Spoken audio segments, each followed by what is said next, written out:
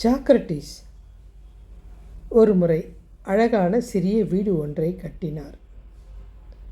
தனக்கு தெரிஞ்ச நண்பர்கள் எல்லாம் கூப்பிட்டு, என் வீடு எப்படிப்பா இருக்கு அப்படின்னு கேட்டார்.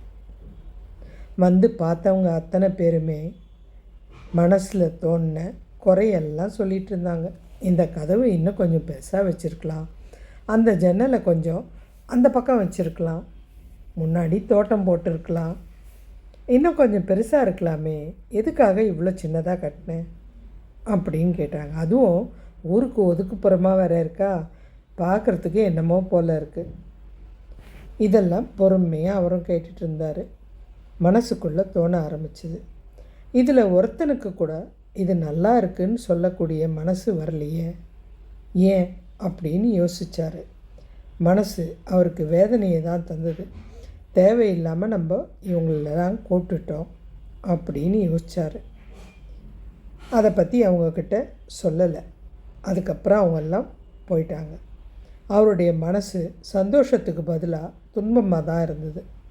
நல்ல வேலை, நம்ம சின்னதாக தான் வீடு கட்டணும், இது நிறைய அளவுக்கு கூட நம்மக்கிட்ட நல்ல நண்பர்கள் இல்லை, அந்த விதத்தில் நம்ம கொடுத்து வச்சவங்க தான் அப்படின்னு நினச்சார். உண்மைதான் நண்பர்களே, ஒவ்வொரு நண்பனுக்கும் 1000 நட்பு இருக்கலாம்.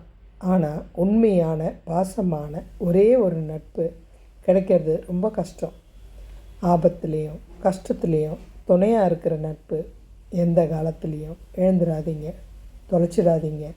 நீங்கள் வசதியாக இருக்கும்போது நீங்கள் போய் கூப்பிடாமலேயே கூட்டம் கூட்டமாக உங்கள் வீட்டுக்கு தேடி வருவாங்க.